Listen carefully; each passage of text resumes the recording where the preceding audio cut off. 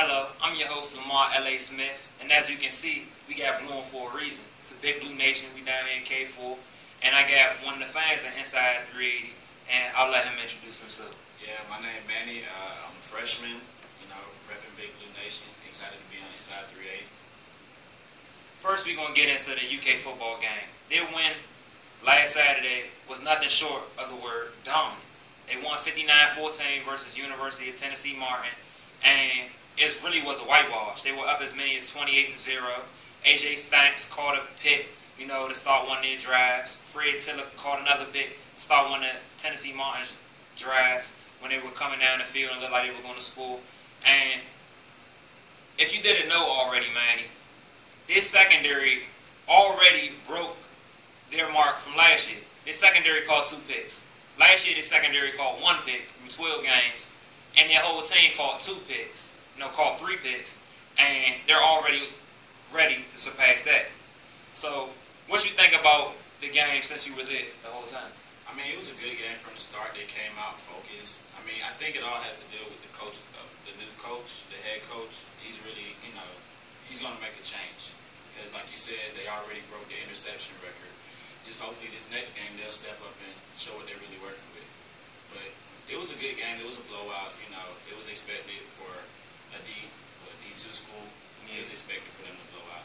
But they just had to keep up the pace and finish through the whole season. Yeah.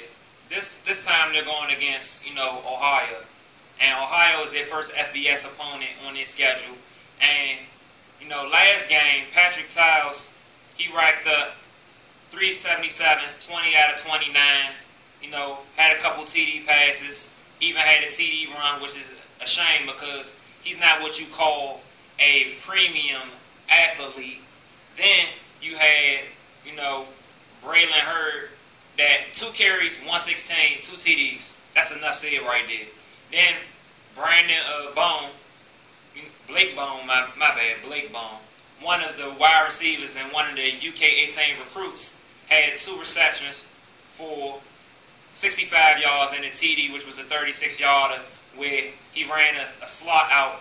He beat his man on the go, and, Patrick Tiles dropped it down. So, what you think about this upcoming matchup against Ohio? I expect another W.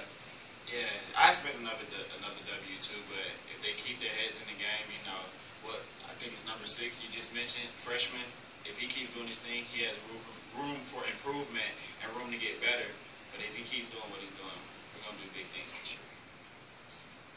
So you have any more words about the game before we send you off on your first appearance? Nah, that's it. Thank you for having me on Inside380. Appreciate it. All right. So for the people that may not know, who are you? Please tell me first and last name, please. Emmanuel Poole, freshman, class of 2018. Big Blue Nation.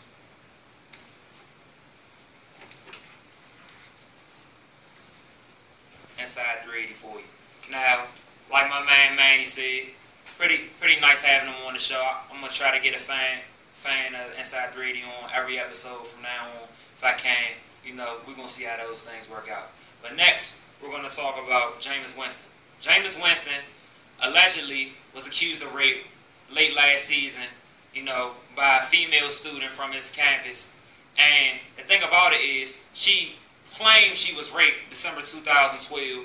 And the thing about it is, when you look at athletes like this, it's all about protecting your brain. So, in order to protect your brain, you must be mindful of everything that's around you and be smart and wise about decisions that you make. Now, I find it a little intriguing that it's 2014, you filed for rape in 2012, and now it's just getting out. ESPN is no worldwide leader in sports for no reason. If it was that big of an issue with that top rated of an athlete, it would have came out way ahead of time. FSU right now, they're investigating through the Title IX, which they must do.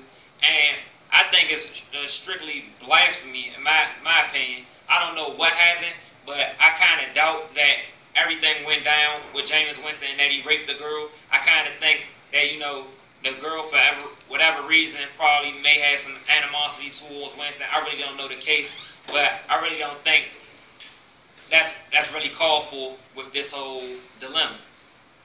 Next thing I'm going to be talking about is men's tennis. Now, with men's tennis, you have Roger Federer. You know, he beat Gael Monfils. And see, the thing about Gael is he won 14 straight sets before he dealt with, you know, Roger Federer, who will go down as one of the best of all time in men's tennis. He's a straight beast. He has 9 times when he's won in his career from down 2 sets. The last time he's done it, 2012 in Wimbledon in the 3rd round. And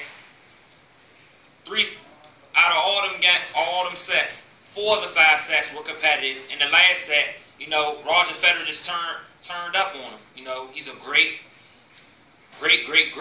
tennis player. And, you know, next he will be facing Marine Cilic. And Marine Cilic, you know, he won straight sets over Thomas Berdych, number 6. And that should be a great matchup. But then I find it ironic that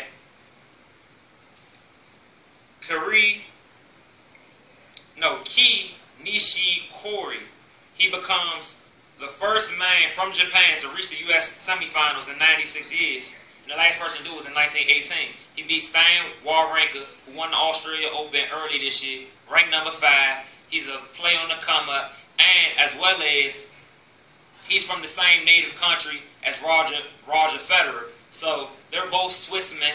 They're both beasts. And I found it, you know, pretty compelling that he beat someone of that stature pretty decisively. And next we're going to go on to women's tennis. You got Serena Williams. Serena, obviously, we all know who Serena Williams is. She's a prime competitor. She's a wonderful champ. And she's nothing short of the world great. She's won 20 straight matches. And as well as she's gone for her 3rd straight U.S. Open title. And I also want to tell you, this is her 4th straight time in the U.S. Open over the last 4 years being in the finals. This is her event. This is her major. This is her event to lose, basically. Now, the last time someone has won 3 straight multiple majors in the U.S. Open, which is when Chris Evert won 4 straight from 75 to 78. And now she'll be tying Chris Evert and another one of the women's tennis players, which is Martina Navratilova.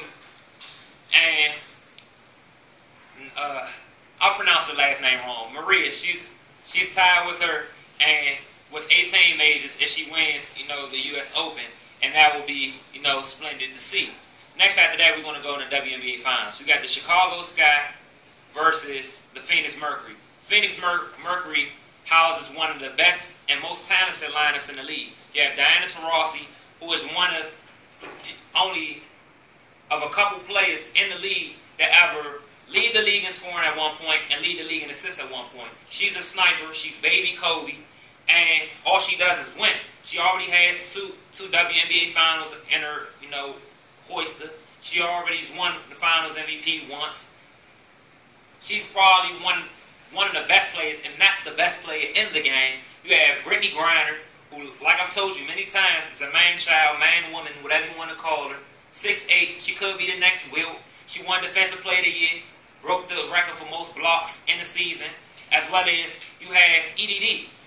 And by EDD, you may be like, who in the world is EDD? Like, is he talking about some type of disease? No, I'm talking about Alina Della Dom. She's the truth. She's from Delaware. That's where she played her college ball for 4 years. She is what you would call a sniper. She's 6'5", you know, nice size, about 190, has a nice touch. And I would say her moment in the playoffs is in Game 3 when her team had their back against the ropes, down 19, down 17 at one point in the 4th quarter. She scored 17 points in the 4th quarter. out of her 34 to take the Chicago Sky past the Atlanta Dream, who've been to the WNBA Finals 3 years in a row, with their best player, Angel McCoughtry, who is also one of the best players in the game. And she just went beast mode. All you were saying, go to the rim, left side, off the glass, step back, tray ball. And then she even hit the game winner of the game with 8.2 seconds on the clock versus that girl that I just named a couple minutes ago. What was her name? Oh, her name was Angel McCoughtry. And so she's on the rise. This is only her second year, and she's shown a lot of growth. She was out with Lyme disease, which was pretty debilitating to her team, as well as her franchise, who was struggling. And it's their first WNBA Finals appearance, as well as their first couple of playoff wins this year. And Allie Quigley, she went from 11 to 12 man in the roster, the women's six woman of the year, 24 points in Game 3 versus the Fever. They rock off Tamika Catchings, as well as put Lynn Dunn, in her career, which is their coach. And it just shows a lot of resiliency from a team that you wouldn't have thought to make the WNBA Finals. But let's get it out of that, and let's go into the USA World Cup. Yeah, Team USA, they beat New Zealand 95-71, and they were led by Kyrie Irving, 6 assists, 11 points, 4 steals. James Harden, 17 points, 5 assists. Now, they have a stacked team as well as they usually do, but, they have a lot more growth to do, and all I expect is a gold medal. That's all I can say about that. I'd like to see more from the team, but I don't want to spoil too many people that may be following that whole realm. And I'm going to move on to the next topic, which by far is Michael Sam. Michael Sam, the first openly gay player.